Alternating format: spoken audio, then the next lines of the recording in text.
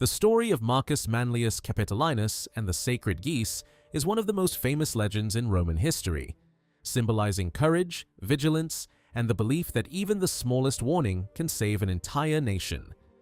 According to Roman tradition, the event took place around 390 BC during the Gallic invasion of Rome.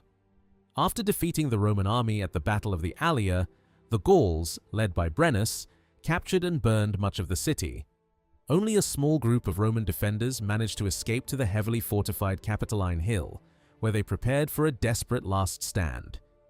For months, the Roman defenders endured hunger, exhaustion, and constant fear while the Gauls searched for a way to capture the hill. Believing the fortress to be nearly impossible to attack directly, the Gauls eventually discovered a steep, poorly guarded cliff that led to the summit. Under the cover of darkness, a group of Gallic warriors silently climbed the rocky slope, hoping to surprise the sleeping defenders before anyone noticed their approach.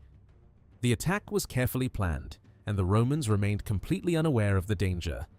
According to the legend, the guards failed to detect the approaching enemy, and even the Roman watchdogs remained strangely silent.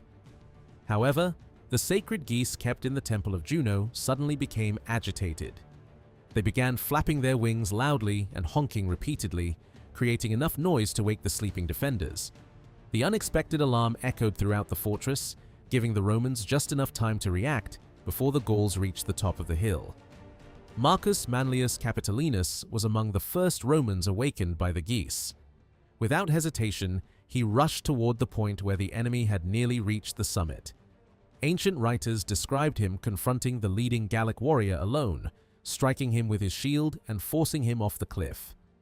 As the first attacker fell, he knocked other climbers from the narrow path, sending many of them crashing down the steep rocks below. The remaining Roman defenders quickly joined the fight and successfully drove back the surprise assault, saving the Capitoline Hill from capture. The miraculous role of the geese became one of the most memorable parts of the story. The birds were considered sacred to the goddess Juno and were carefully protected within her temple, even during the severe food shortages caused by the siege. While many other animals had been eaten because of hunger, the geese were spared out of religious devotion. Roman tradition interpreted their warning as a sign that the goddess herself had watched over the city, using her sacred animals to preserve Rome at its most desperate moment.